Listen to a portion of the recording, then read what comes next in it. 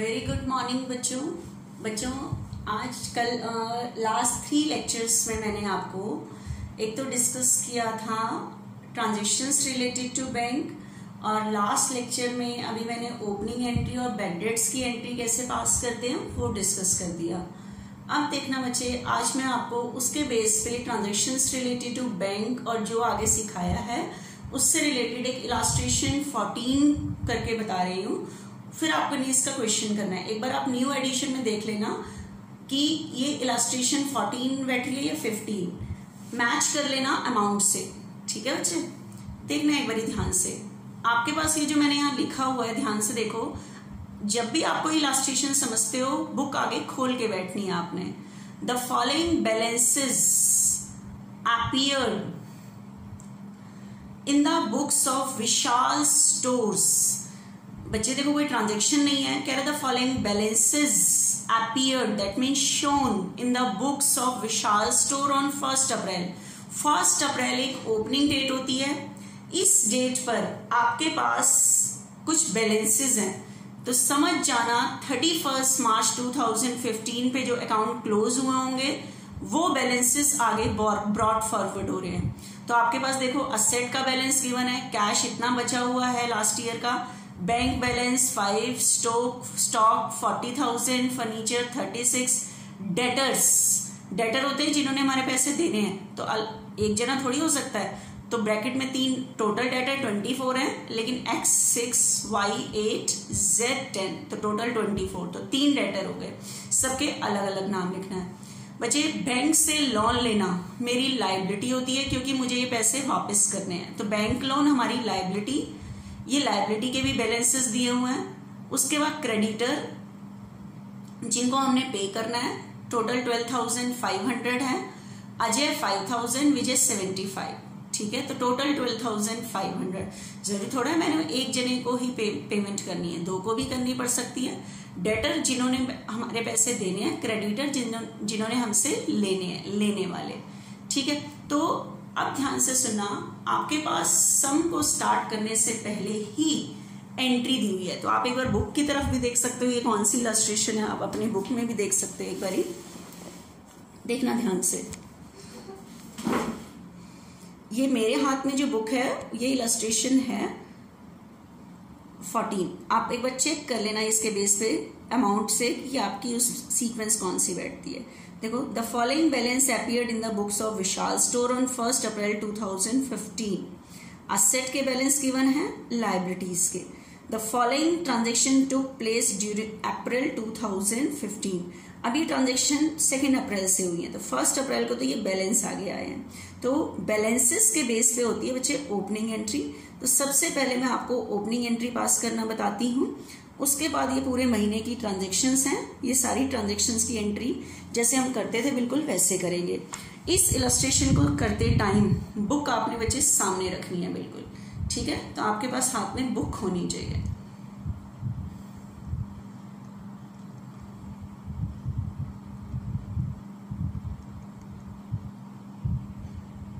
ठीक है, देखना बच्चे, ये जो मेरे पास बैलेंसेस हैं इसकी ओपनिंग एंट्री कैसे पास होती है आपको पता है। ये हमें जर्नल का फॉर्मेट बनाना होता है। First column for date, second column for particular, LF debit amount and credit amount. ठीक है, ये पूरा लिख लेना। अब एक एंट्री कैसे पास होती है ध्यान से सुनना। आपको पता है 1 अप्रैल को ये बैलेंसेस गिवन है, ये कोई ट्रांजेक्शन नहीं है। लास्ट ईयर के बैलेंस ब्रॉड फॉरवर्ड हुए हैं, असेट्स के, लायबिलिटीज के, कैपिटल के नहीं है।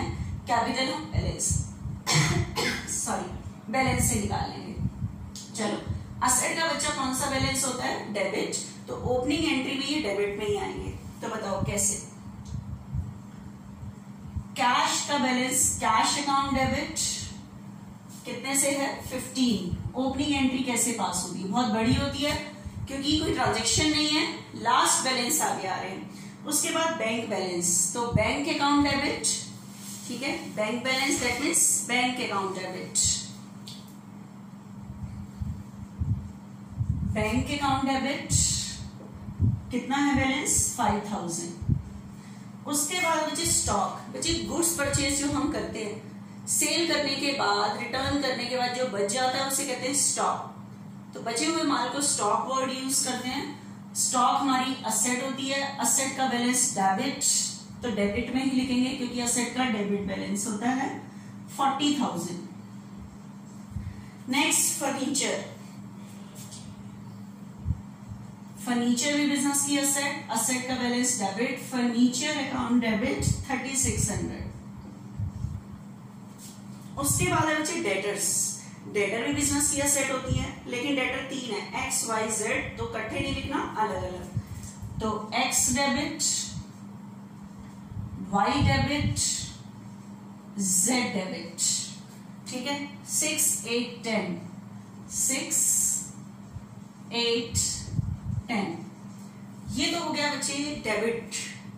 अब लायबिलिटीज, लायबिलिटीज का बैलेंस होता है क्रेडिट, तो इसे ओपनिंग एंट्री में क्रेडिट में ही स्टार्ट करना है, तो 2 करके 2। तो बताओ आपकी लायबिलिटी का नाम क्या है? Bank loan, to bank loan. ये कोई ट्रांजेक्शन नहीं है, असेट का डेबिट बैलेंस डेबिट, लायबिलिटीज का क्रेडिट क्रेडिट में आ गया। Bank loan 10,000। उसके बाद जो क्रेडिटर है, लेने वाले, जिन्होंने हमसे लेने हैं, मतलब हमने पे करना है, तो ये हमारी लायबिलिटी, ठीक है। तो ये मेरे पास है बच्चे, लायबिलिटीज 2 नामों में है, to Ajay, to Vijay, 5,000 and 7,500, ठीक है। अब आप देखो, आपको पता है ये असेट्स है, ये लायबिलिटीज है, जबकि हमारा होता है assets is equal to capital plus liability. ये हमारा मैच करना चाहिए डेबिट और क्रेडिट वाला। एक बार देखिए हमारा कर रहा है या नहीं कर रहा। 15 और 5 20, 20 और ये 60, 60, 60, 60 और 10 70, 70 और 84, 84 एंड 36।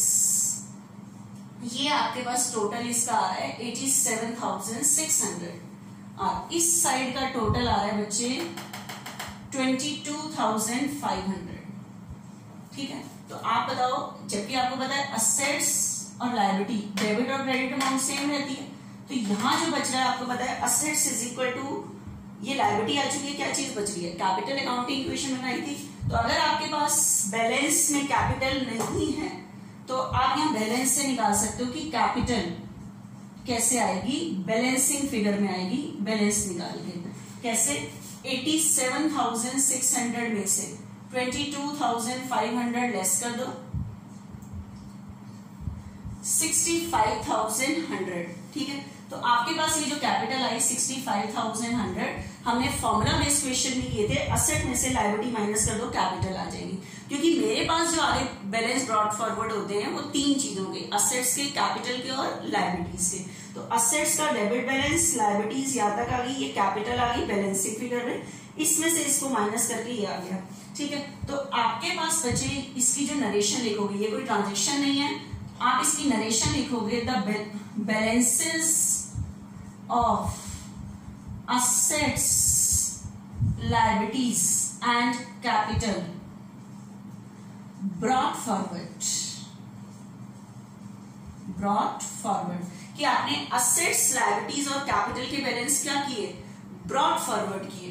तो उसके बाद पर्टिकुलर वाले कॉलम में लाइन खींच देना। उसके बाद 2 अप्रैल से जैसे ट्रांजेक्शन बिजनेस की चली है वो आगे इस साल की ट्रांजेक्शन स्टार्ट हो जाएंगी। तो ये जो एंट्री है ये ट्रांजेक्शन की एंट्री नहीं है।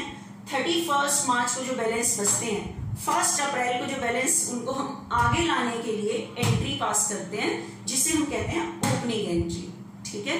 तो this is the opening entry बच्चे। अब देखना हम आगे करते हैं, आगे कैसे ट्रांजेक्शन्स को सॉल्व करते हैं, ठीक है। मेरी ख्याल से ये ओपनिंग एंट्री आपको समझ आई होगी, how to attempt.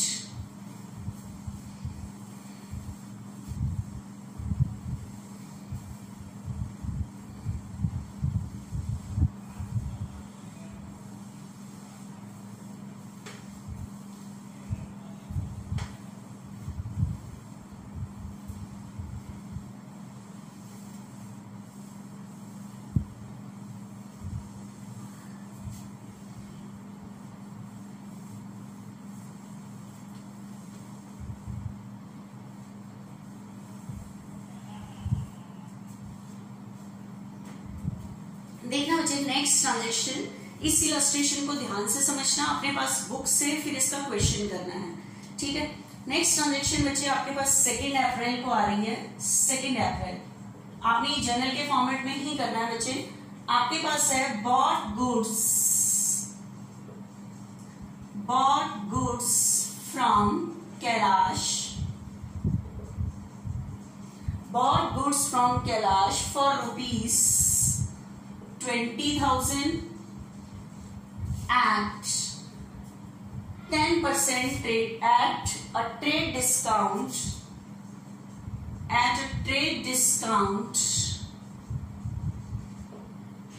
of 10% and cash discount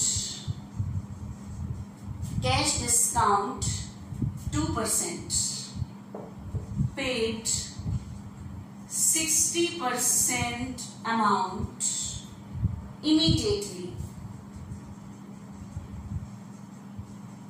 अब ध्यान से इस ट्रांजेक्शन की एंट्री पास करनी है, जर्नल के फॉर्मेट में ही करनी है बच्चे, ऐसे पास नहीं करनी। देखो बच्चे आपके पास है बॉट गुड्स फ्रॉम कैलाश, तो किससे गुड्स परचेज किया बच्चे? कैलाश से। कितने का परचेज किया है? 20,000, तो 20,000 लिस्ट प्राइस हो जाएगा। इसमें से आप ट्रेड डिस्काउंट लेस करोगे, ट्रेड डिस्काउंट 10%। इसका मतलब हमने गुड्स कितने का परचेज किया है? 18 का। तो एंट्री आपकी यहां से स्टार्ट होगी। तो गुड्स परचेज करना मेरे लिए एक्सपेंस है, और गुड्स परचेज के लिए वर्ड यूज होता है purchases, that means purchases account debit. Purchases account debit, goods purchase करने के लिए वर्ड हुआ 18, ठीक है। उसके बाद बच्चे अब बात आ रही है कि हमने फॉर कैश परचेज किया या ऑन क्रेडिट। देखो यहाँ पे उसने लाइन बोली है 60% पेड 60% अमाउंट इमीडिएटली। बताओ हमने कितने का गुड्स परचेज किया? 18, ठीक है। तो मुझे कैश पेमेंट भी 18 करनी चाहिए, लेकिन कह रहा है 60% अमाउंट पेड इमीडिएटली। पूरी कैश पेमेंट नहीं हुई, 60%। तो बताओ मैंने पेमेंट कितनी करनी थी? 18। तो 18 का 60% इतनी अमाउंट इमीडिएटली पे की है, मतलब 10,800 इमीडिएटली पे की है, ठीक है। तो इसका मतलब बाकी पे नहीं की। तो 18 में से 10,800 तो कैश पेमेंट कर रहे हो, तो बाकी 72 पे नहीं कर रहे, जिसे हम कह सकते हैं 40%। तो ये ऑन क्रेडिट हो गए। तो इतने पैसे अभी आपने देने हैं कैलाश के, ठीक है। तो कितने पैसे देने हैं? 72 देने हैं। तो इतने से हमारी क्या इंक्रीज हो गई? लायबिलिटी। लायबिलिटी का बैलेंस क्रेडिट। लेकिन बच्चे हम कितनी कैश पेमेंट कर रहे हैं? 10,800 पे कर रहे हैं। कैश डिस्काउंट होता है जितनी हम कैश पे कर रहे होते हैं, ऑन क्रेडिट पे नहीं होता कैश डिस्काउंट। मैंने कहा था cash discount is that discount which is allowed और receive at the time of cash receive और कैश पेमेंट। कैश के रिसीव और कैश के पे करते टाइम जो डिस्काउंट होता है वो कैश डिस्काउंट होता है। तो कैश पेमेंट हम इस टाइम कर रहे हैं बच्चे 10,800। इसके ऊपर कैश डिस्काउंट पे करते टाइम रिसीव होगा। तो कैश डिस्काउंट है 2%, 216। तो 10,800 पे करते टाइम 216 का आपको डिस्काउंट रिसीव हो रहा है, तो आपको पेमेंट कम करनी पड़ेगी। तो आपको पेमेंट करनी पड़ेगी 10,584। तो टू कैश 10,584 और 216 का हमें क्या रिसीव हो रहा है? डिस्काउंट रिसीव हो रहा है, ठीक है। एंड डिस्काउंट रिसीव मेरी income, and income always be credited, ठीक है। नरेशन लिख देना, purchase goods at 10% trade discount, 2% cash discount, paid 60% amount immediately. Brief करके छोटी छोटी चीजों को लिख देते हैं, ठीक है। तो जर्नल के फॉर्मेट में करना है। नेक्स्ट देखना बच्चे,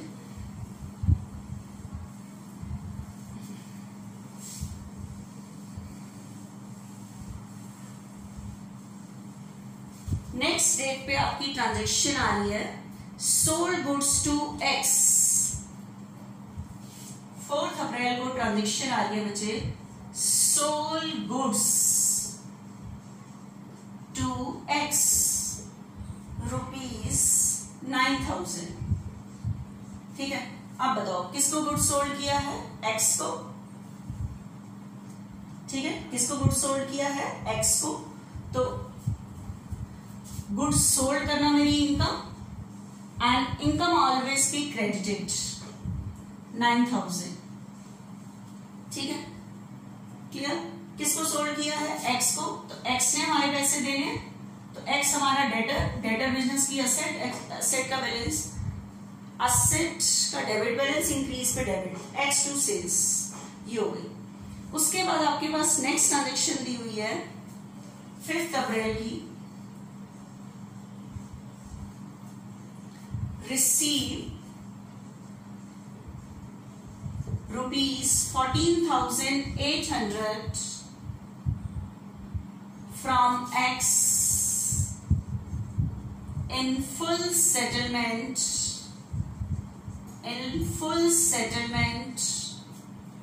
of his account.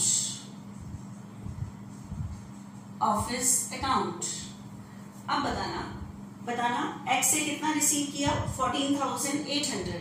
अब आप कहोगे हमने एक्स को सेल तो मैम 9 किया था, तो ये क्या आ गया 14,800 इन फुल सेटलमेंट। बच्चे आपको ध्यान है, अभी मैंने आपको बताया था कि हमने एक ओपनिंग एंट्री की थी, ध्यान से देखना कि एक्स हमारा डेटर था। यहाँ इसमें देखो एक्स, देखो ओपनिंग एंट्री में 1 अप्रैल में पिछले साल के एक्स ने हमारे 6 देने हैं, यहाँ डेटर है, ये देखो ये ठीक है 6, और अभी मैंने एक्स को सेल किया है 9 का, तो एक्स ने हमारे टोटल 6 पहले के देने थे, 9 मैंने अभी का सेल कर दिया।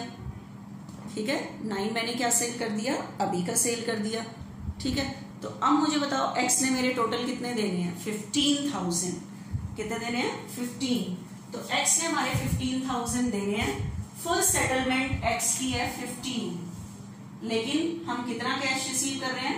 14,800, 200 कम रिसीव कर रहे हैं। तो ये जो हमारे कम रिसीव कर रहे हैं ये मेरे लिए लॉस है, और इस लॉस को लॉस कह लो या एक्सपेंस कह लो, ठीक है, और इस लॉस को हम नाम देते हैं discount allowed, and discount allowed मेरे लिए एक्सपेंस है, and expense always be debited. तो बताओ कितना कैश रिसीव कर रहे हैं? 14,800। तो आपकी एंट्री बनेगी cash account debit 14,800, discount allowed account debit 200 to X, full settlement 15 थी, तो लिख देना cash receive from X in full settlement of his account and discount allowed. ठीक है, तो ये ट्रांजेक्शन हुई। उसके बाद नेक्स्ट ट्रांजेक्शन बच्चे हमारे पास है कैश डिपॉजिटेड इनटू बैंक। 6 अप्रैल की ट्रांजेक्शन है कैश डिपॉजिटेड इनटू बैंक। कहां कैश डिपॉजिट किया बच्चे? बैंक में कैश डिपॉजिट किया 10,000। तो बताओ बैंक में डिपॉजिट करेंगे तो मेरे पास से जाएगा क्या? Cash, credit word goes out, cash चला गया। कहां डिपॉजिट किया? बैंक में, और बैंक के पैसे मेरी असेट, असेट का बैलेंस डेबिट, तो बैंक में आ गया, और बैंक में आया तो बैंक के पैसे मेरी असेट, असेट का बैलेंस डेबिट, इंक्रीज पे डेबिट। तो बैंक में पैसे डिपॉजिट करने की entry bank account debit to cash. ठीक है, मेरी ख्याल से ये क्लियर हो गया होगा। उसके बाद बच्चे नेक्स्ट ट्रांजेक्शन हमारे पास आ रही है, देखना क्या,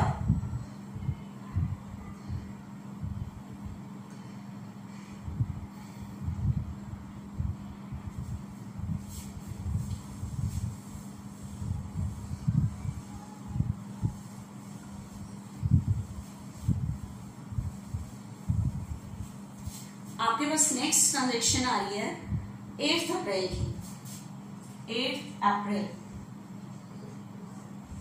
क्या चीज? Cheque receive from Y, cheque receive from Y for ₹7850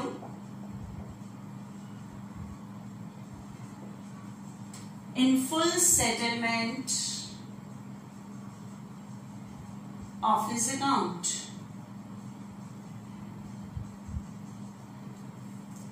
And this check immediately deposited into bank. And this check immediately deposited into bank. ये ट्रांजेक्शन है। अब बच्चे आप कहोगे चेक रिसीव फ्रॉम वाई 7850, इतने का चेक रिसीव किया है इन full settlement of his account, कि वाई की फुल सेटलमेंट कितनी थी। तो आप एक बार चेक करो कि जो हमारी 1 अप्रैल की ओपनिंग एंट्री थी उसके अंदर वाई मेरा डेटर था, वाई मेरा कौन था, डेटर था, और वाई ने मेरे उसमें देने थे, एक्स ने देने थे, एक्स ने कितने देने थे 6 और वाई ने देने थे 8, वाई ने 8, तो वाई की फुल सेटलमेंट थी 8 और कितना रिसीव कर रहे हैं 7850 इन full settlement of his account, मतलब आज के बाद वो 1 रुपए भी नहीं देगा।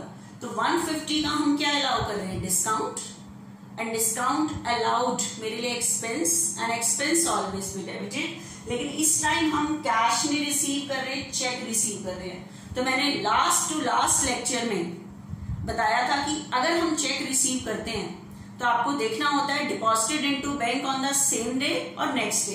तो लिखा हुआ है इमीडिएटली डिपॉजिटेड इनटू बैंक, साथ ही साथ कहाँ डिपॉजिट करा दिया, बैंक में, मतलब उसी दिन। तो आपको चेक आने की एंट्री नहीं करनी। इस केस में डायरेक्ट चेक आया और आपने कहाँ डिपॉजिट कर दिया, बैंक में, तो आपके पास कैश नहीं आया, आपके अकाउंट में पैसे आ रहे हैं। तो इस केस में आपको कैश को डेबिट नहीं करना, बैंक को डेबिट करना है यहाँ पे, ठीक है। आपके अकाउंट में पैसे आए हैं, कैश नहीं आया, तो बैंक अकाउंट डेबिट। कितने का चेक था 7850, चेक आया, साथ साथ बैंक में डिपॉजिट हुआ, तो बैंक में पैसे आए हैं, बैंक के पैसे असेट, असेट का बैलेंस डेबिट, कैश आता तो कैश को डेबिट करते, ठीक है। डिस्काउंट अलाउड अकाउंट डेबिट 18150, और किससे चेक रिसीव किया था, वाई से, in full settlement of his account to Y.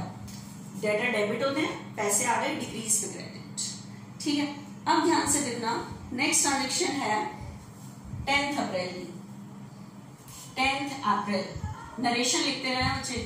10th अप्रैल की मेरे पास ट्रांजेक्शन है, receive a cheque, receive a cheque from Z 2000, receive a cheque from Z 2000। अब बच्चे आपके पास क्वेश्चन में है receive a cheque from Z, ठीक है, Z से चेक रिसीव किया। अब आपके पास, आपको पता है चेक रिसीव करना होता है, तो क्वेश्चन में देखते हैं कि उसी दिन बैंक में डिपॉजिट हुआ या नहीं। आपके पास इंफॉर्मेशन नहीं है यहाँ पे, तो आप अपने पूरे सम में देखो, पूरे मंथ में ये चेक बैंक में डिपॉजिट हुआ है या नहीं हुआ। अगर आपके आगे किसी भी ट्रांजेक्शन में नहीं भी लिखा हुआ कि ये डिपॉजिट कब हुआ है, तो आप ये अज्यूम करके चलोगे कि ये चेक उसी दिन बैंक में क्या हो गया है, डिपॉजिट हो गया है, ठीक है।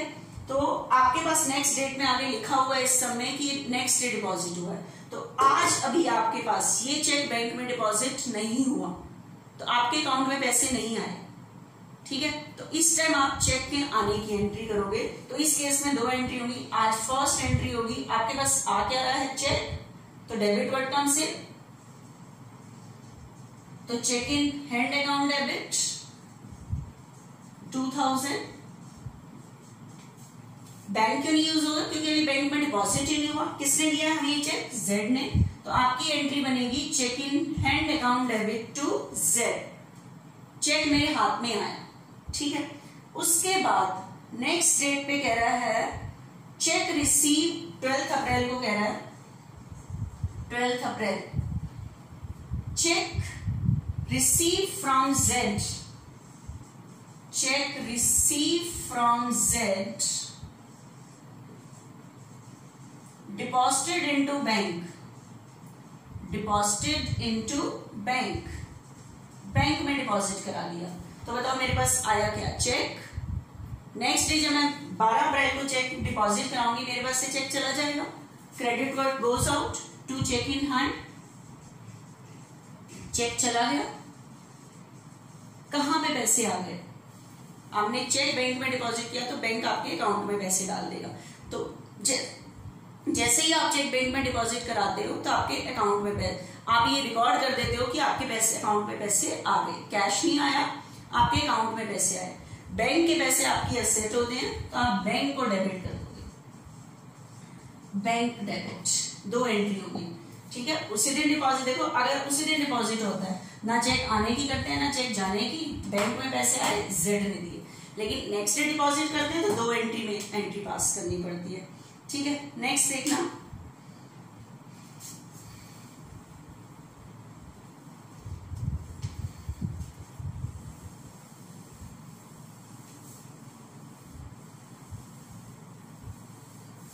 उसके बाद बचे नेक्स्ट डेट की एंट्री है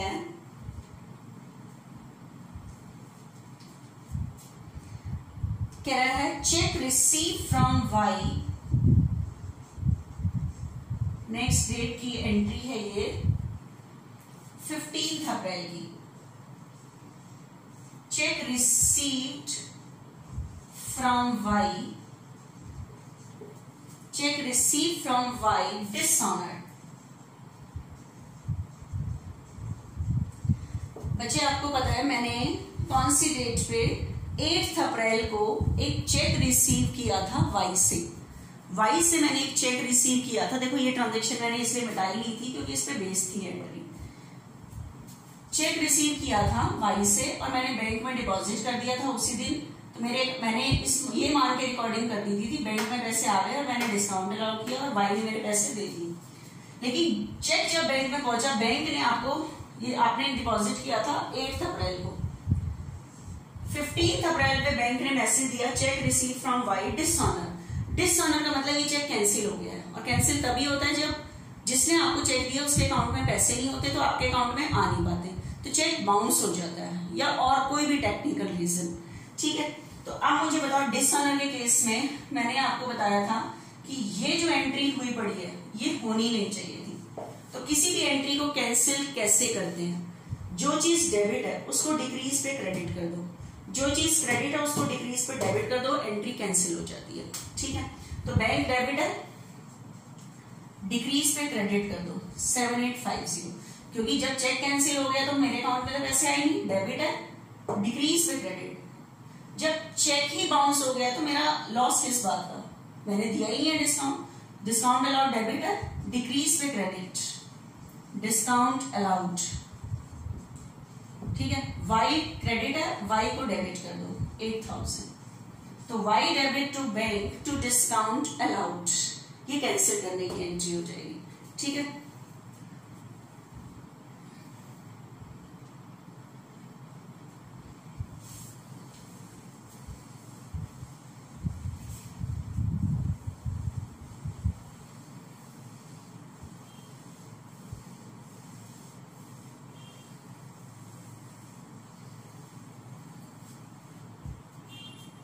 देखना बच्चे ध्यान से, आपके पास नेक्स्ट आ रहा है कैश सेल्स, 16 अप्रैल की ट्रांजेक्शन आ रही है। Cash sales, cash sales ₹15,000, cash sales ₹15,000। Out of this amount 12,000 deposited into bank।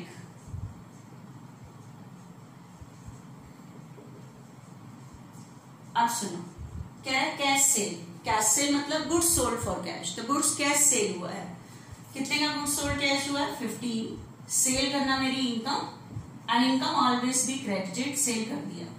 लेकिन कैश सेल करने से कैश आता है, लेकिन उसने कहा 12,000 डिपॉजिटेड इनटू बैंक, इसमें से 12,000 कहाँ डिपॉजिट हुआ है बैंक में। इसका मतलब मेरे पास जो कैश आया वो सिर्फ मेरे पास बिजनेस में 3 आया है, बाकी बैंक में डिपॉजिट हुआ है। तो जो पैसे बैंक में डिपॉजिट हुए हैं वो बैंक में आ जाएंगे 12,000, और कैश मेरे पास 3,000 आया है। बैंक के पैसे भी मेरी एसेट, कैश भी मेरी एसेट, दोनों ही डेबिट, ठीक है। नेक्स्ट देखना, उसके बाद कह रहा है next transaction amount due to Vijay. Next कौन सी डेट की ट्रांजेक्शन है? 16 अप्रैल की ही है। Amount due to Ajay paid by cheque. अब अजय मेरा कौन था? क्रेडिटर। आपकी 1 अप्रैल की एंट्री में आपने अजय के देने थे 5000, देख लेना बुक में 5000 आपने अजय के देने थे, ऊपर बैलेंस में लिखा हुआ है 1 अप्रैल को। अमाउंट ड्यू टू अजय मतलब जो हमने अजय के पैसे देने थे पेड बाय चेक, उसकी पेमेंट किससे कर दी? चेक से। अजय मेरी लायबिलिटी थी बैलेंस में पिछले साल की। तो अब मुझे बताओ पेमेंट इस बार किससे कर रहे हो? कैश कर रहे हो? चेक से। चेक से पेमेंट करते हैं तो पैसे अकाउंट से जाते हैं, कैश पेमेंट करते हो तो कैश क्रेडिट करोगे, चेक से पेमेंट करोगे तो अकाउंट से पैसे जाएंगे तो बैंक को क्रेडिट करोगे, और मेरी लायबिलिटी क्या हो जाएगी? डिक्रीज। लायबिलिटी का क्रेडिट बैलेंस, इंक्रीज पे क्रेडिट, डिक्रीज पे डेबिट। तो आपने पेमेंट कर दी तो लायबिलिटी डिक्रीज होगी। Ajay debit to bank, cash payment करते थे तो टू कैश आता, पेमेंट चेक से कर रहे हो तो बैंक आ जाएगा यहाँ पे, क्योंकि हमारे अकाउंट से पैसे जा रहे हैं। ठीक है,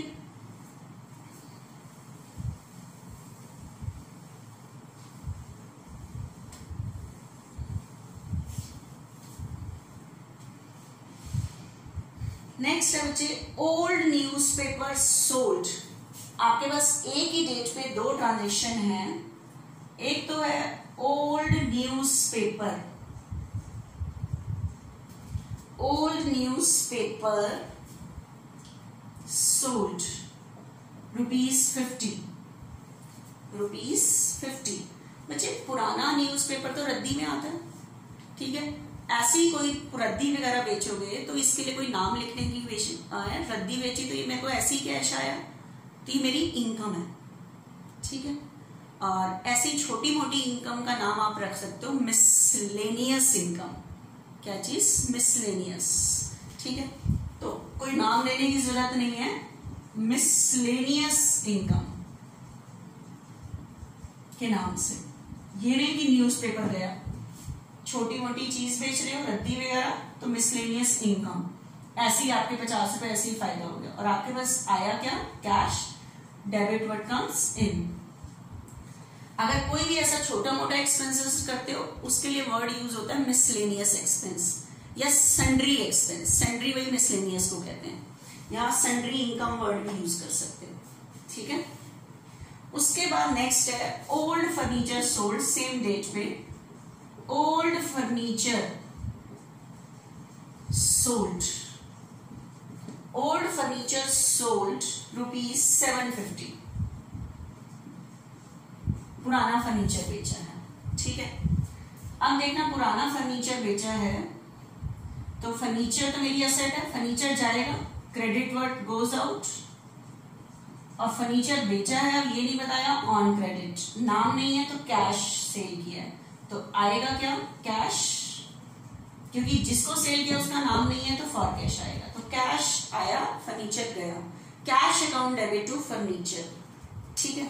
नेक्स्ट देखना बच्चे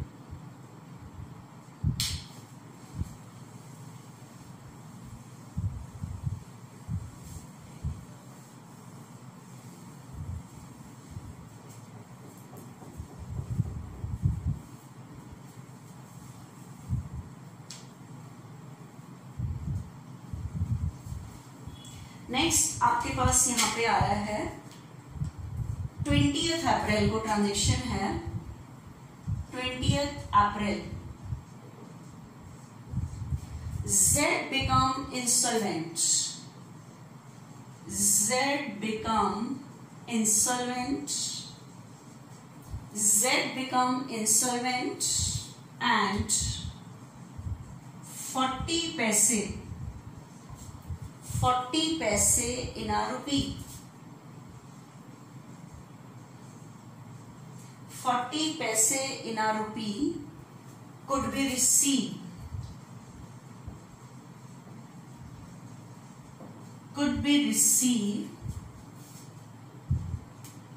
from his estate, Z become insolvent. 40 paise in a rupee could be received from his estate by check, and this check immediately deposited into this check deposited into bank.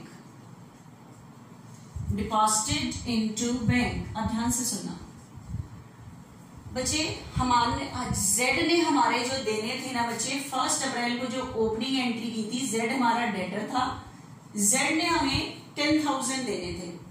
बीच में उसने अभी कौन सी डेट पे, 12 अप्रैल को book में देखना, 2000 का हमें चेक दे दिया था। तो बताओ Z ने हमारे कितने रुपए और देने थे? 8, इसलिए वो ट्रांजेक्शन है। अब कह रहे हैं Z become instalment, Z instalment हो गया। तो बताओ Z ने मेरे देने कितने थे? 8, इंस्टॉलमेंट हो गया, कंगाल हो गया। ठीक है, 40 पैसे इन अ रूपी, 40 पैसे इन अ रूपी का मतलब है 40%, क्योंकि 100 रुपए में 40 पैसे, भाई 40% हो गया। तो 40% could be recovered receive from his estate. वो इंस्टॉलमेंट हो गया, सिर्फ 40% ही रिसीव हो सके। तो बताओ Z ने देने कितने थे? 8, 40% ही रिकवर हो सके। 41 मतलब 32, तो बाकी बैड डेट्स हो गए। तो 8 में से 32 तो रिसीव हो जाएंगे, 48 बैड डेट्स हो जाएंगे।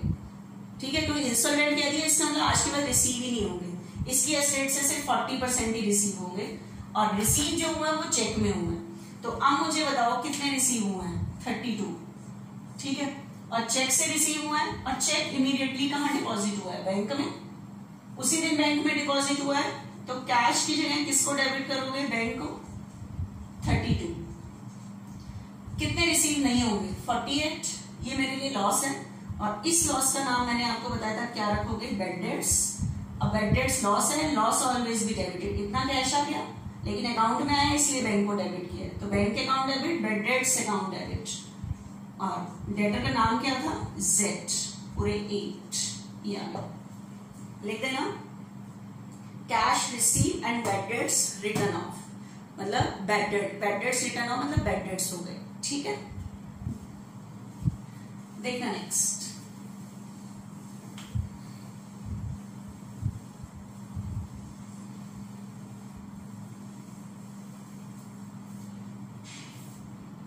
उसके बाद जो नेक्स्ट आ रहा है, परचेज गुड्स फ्रॉम गोपाल।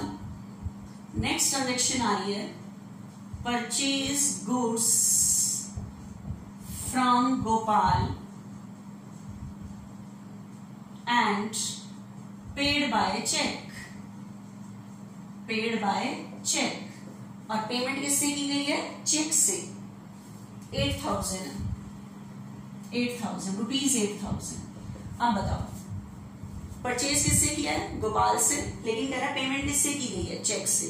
तो बच्चे, बेशक से मैं किसी को कैश दूं या चेक दूं, तो कैश परचेज हो जाएगा, क्योंकि पेमेंट तो मैं कर रही हूं। मेरे बिजनेस से कैश जाए या मेरे अकाउंट से जाए, तो गुड्स तो कैश ही परचेज किया है। तो गुड्स परचेज करना मेरे लिए expense, and expense always be debited. Expense के लिए वर्ड यूज, गुड्स परचेज के लिए वर्ड यूज होता है परचेजेस। और पेमेंट कैश करती तो कैश जाता, लेकिन इस बार चेक से पेमेंट हुई है तो अकाउंट से पैसे जाएंगे। तो कैश की जगह किसको क्रेडिट करोगे? बैंक को। ठीक है, नेक्स्ट देखना।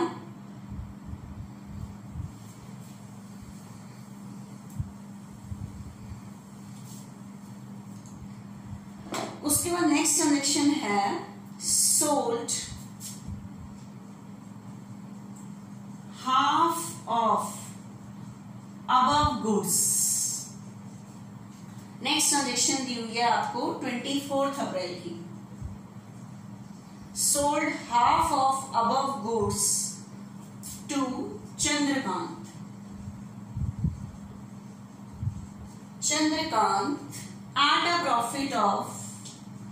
at a profit of 30% cost, 30% on cost, sorry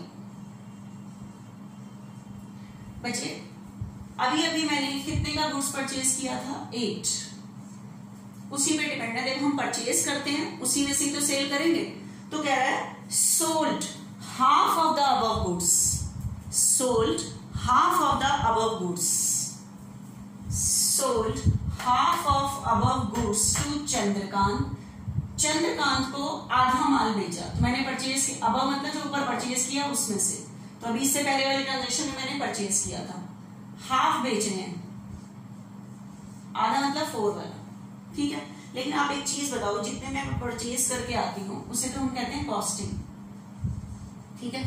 तो मैं 4 में खरीद के 4 में थोड़ी बेच दूंगी, थोड़े से ज्यादा प्रॉफिट तो ऐड करेंगे इसमें। तो तभी वो कह रहा है Chandrakant at a profit of 30% on cost. तो जो बेचने की एंट्री है वो कॉस्ट से नहीं होगी, प्रॉफिट ऐड करके होती है।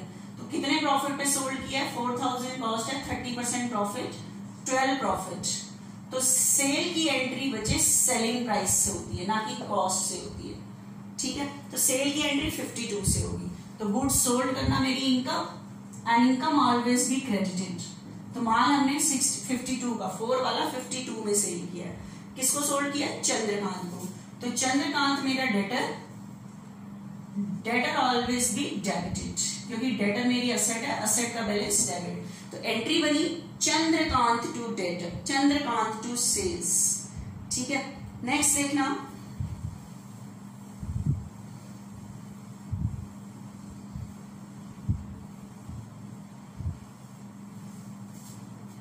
नेक्स्ट ट्रांजेक्शन बच्चे आपके पास आ रही है। नेक्स्ट ट्रांजेक्शन है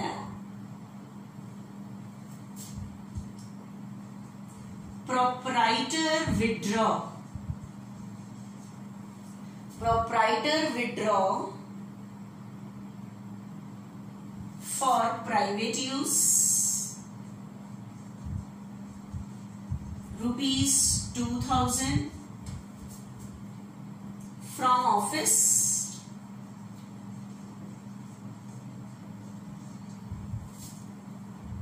and 3000 from बैंक। अब ध्यान से सुनना, प्रोप्राइटर कहते हैं ऑनर को। Proprietor withdraw for private use, private use के लिए उसने पैसे निकाले हैं। ऑफिस मतलब बिजनेस से लिया है कैश, और 3000 बैंक से लिया है। तो अब बताओ, उसने ऑफिस से कितना लिया है, 2000, तो बिजनेस से कैश जाएगा 2000, चला गया। 3000 उसने कहां से लिए हैं, बैंक से, तो उसके बैंक के पैसे भी डिक्रीज हो जाएंगे। बैंक के पैसे बिजनेस की असेट, असेट का बैलेंस डेबिट, इंक्रीज पे डेबिट, डिक्रीज पे क्रेडिट। तो अब उसने बैंक से भी निकाले हैं, तो कैश गया और अकाउंट से पैसे गए, लेकिन किस लिए निकाले हैं, पर्सनल यूज के लिए। तो आपको पता है पर्सनल यूज के लिए जो वर्ड यूज मैंने बताया था, ड्रॉइंग्स अकाउंट डेबिट। अब ये ड्रॉइंग्स क्यों डेबिट होता है, ड्रॉइंग्स एक पर्सनल अकाउंट है, क्योंकि अगर मेरे ऑनर का नाम मोहन है तो ये मोहन ड्रॉइंग्स वर्ड यूज है, क्योंकि उसने निकाले हैं तो उसके पास पैसे आए हैं, तो वो रिसीवर है। And debit all the receiver, receive करने वाला व्यक्ति डेबिट। बिजनेस से गए, बैंक से गए, ठीक है, बिजनेस से गए कैश, बैंक से गए बैंक, रिसीवर ओनर हो गया। लेकिन पर्सनल यूज के लिए वर्ड यूज होता है ड्रॉइंग्स, ठीक है। नेक्स्ट देखना,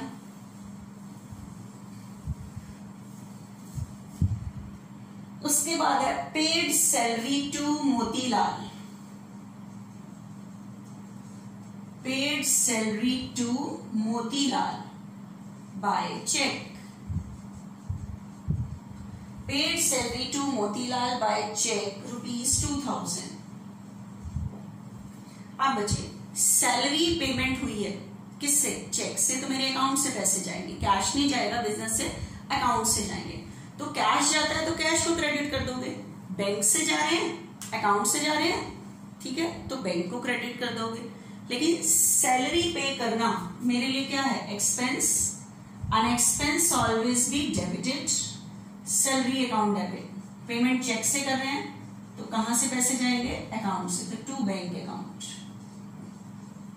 लेकिन ये क्रेडिट होता है पर्सनल अकाउंट के बेस पे, ठीक है। नेक्स्ट देखना, rent paid by cheque, rent paid by cheque rent paid by cheque ₹1500। ठीक है, अब बताओ रेंट, अगर ये चेक नहीं होता तो पेमेंट कैश हो रही है, तो रेंट पे करना मेरे लिए expense, an expense always be debited. Expense का नाम है रेंट और पेमेंट किससे कर रहे हैं, चेक से, तो बैंक से पैसे चले जाएंगे टू बैंक।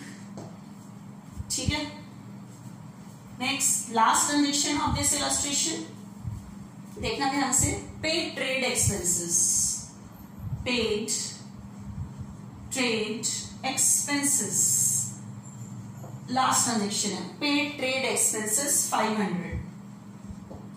तो ट्रेड एक्सपेंसेस होते हैं सेल परचेज करने की जो एक्सपेंसेस होते हैं वो, तो expense always be debited. Expense का नाम है ट्रेड एक्सपेंस, माल को बेचने खरीदने के एक्सपेंसेस वो ट्रेड एक्सपेंसेस होते हैं। लेकिन कहीं लिखा गया पेमेंट चेक, तो नॉर्मली कैश से पेमेंट होती है, तो टू कैश आ जाएगा। चेक क्लियर हो तो बैंक से पैसे जाएंगे, अदरवाइज बिजनेस से कैश ही जा रहा है। ठीक है, तो आज आपने इस लेक्चर को देख के मेरे अकॉर्डिंग ये इलस्ट्रेशन 14 है। आप एक बार आपके पास जो भी बुक है उसकी सीक्वेंस से देख लेना कौन सी अमाउंट से आपको वेरीफाई हो जाएगा। ठीक है, तो नेक्स्ट और लेक्चर भेजूंगी।